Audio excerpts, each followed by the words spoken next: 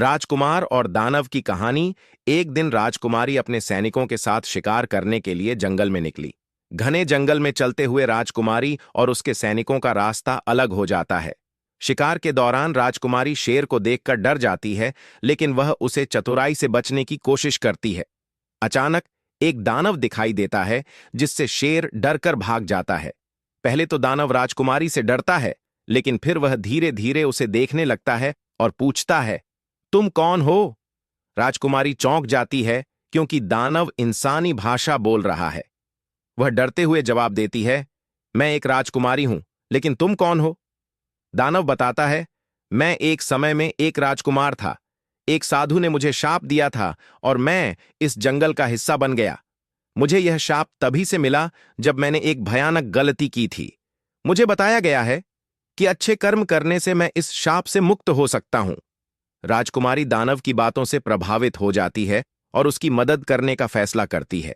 वह उसे समझाती है कि वह अगर अच्छा कार्य करेगा तो जल्दी ही शाप मुक्त हो सकता है। तभी सैनिक आते हैं और राजकुमारी को सुरक्षित घर वापस जाने का इशारा करते हैं।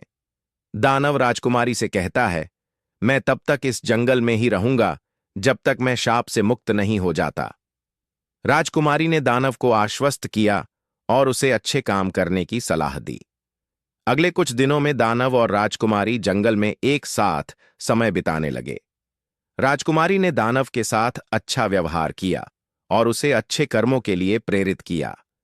दानव ने भी अपनी गलती सुधारी और धीरे धीरे अच्छे काम करना शुरू कर दिया। समय के साथ दानव का रूप बदलने लगा। उसका चेहरा इंसान जैसा होने लगा। एक दिन वह पूरी तरह से एक इंसान बन गया। अब वह फिर से राजकुमार बन चुका था। राजकुमारी और वह खुशी खुशी एक साथ रहने लगे और उनका जीवन अब पहले से कहीं बेहतर हो गया।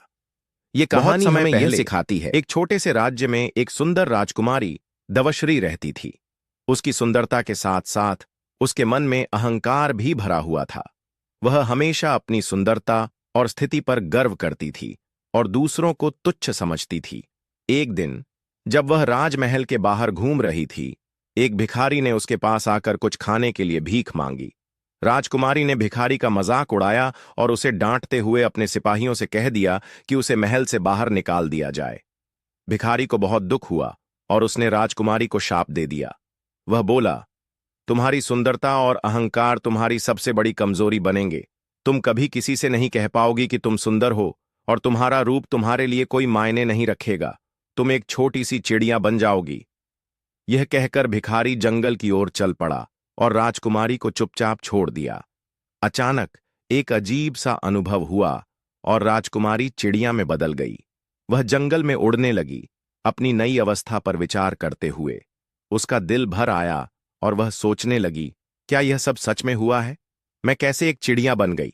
वह उड़ी और एक घने जंगल में पहुंची, जहां उसने देखा कि एक साधु एक छोटे से कुटिया में बैठा था। राजकुमारी चिड़िया ने साधु से मदद मांगी और साधु ने उसे समझाया, तुम्हारे कर्मों का फल तुम अब भोग रही हो। इस शाप से मुक्त होने के लिए तुम्हें समय लगेगा, लेकिन अगर तुम सच्चे दिल से सुधार करना चाहो तो तुम्हारा उद्धार संभव है। राजकुमारी ने साधु से अपनी स्थिति सुधारने की प्रार्थना की। साधु ने उसे एक पेड़ के नीचे बैठने को कहा और ध्यान करने की सलाह दी। वह कई दिन जंगल में रुककर साधु से सिखाई हुई बातों पर विचार करती रही।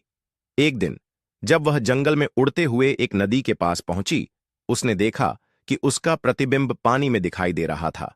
यह देखकर उसे एहसास हुआ कि उसका असली रूप उसका आंतरिक सौंदर्य था, न कि बाहरी रूप। कुछ दिन बाद एक बच्चा जंगल में खो गया। राजकुमारी चिड़िया ने उसे पाया और उसे सुरक्षित तरीके से साधु के पास ले आई। साधु ने कहा, तुमने अच्छा किया, लेकिन तुम्हें अभी भी पूरी तरह से सुधार की जरूरत है। एक दिन जंगल में तेज तूफान हुआ और बारिश में एक बुढ़िया के ऊपर एक विशाल पेड़ गिरने वाला था। राजकुमारी चिड़िया ने मुश्किल से बुढ़िया को खींचा और उसकी जान बचाई। एक हफ्ते बाद एक राजकुमार जंगल में दुखी था और साधु की कुटिया के पास आया। उसने साधु से पूछा, क्या आपने किसी राजकुमारी को देखा है? राजकुमारी चिड़िया ऊपर पेड़ पर बैठी सुन रही थी। साधु ने कहा, वह राजकुमारी चिड़िया बन गई है। राजकुमार ने पेड़ के नीचे आकर राजकुमारी चिड़िया को देखा और वह रोने लगी। राजकुमार ने कहा, तुम मेरी पहचान हो, मैं तुम्हें इस रूप में भी अपना लूंगा। राजकुमारी ने साधु के कहे अनुसार अपनी मानसिकता बदली और सबको समान दृष्टि से देखने लगी।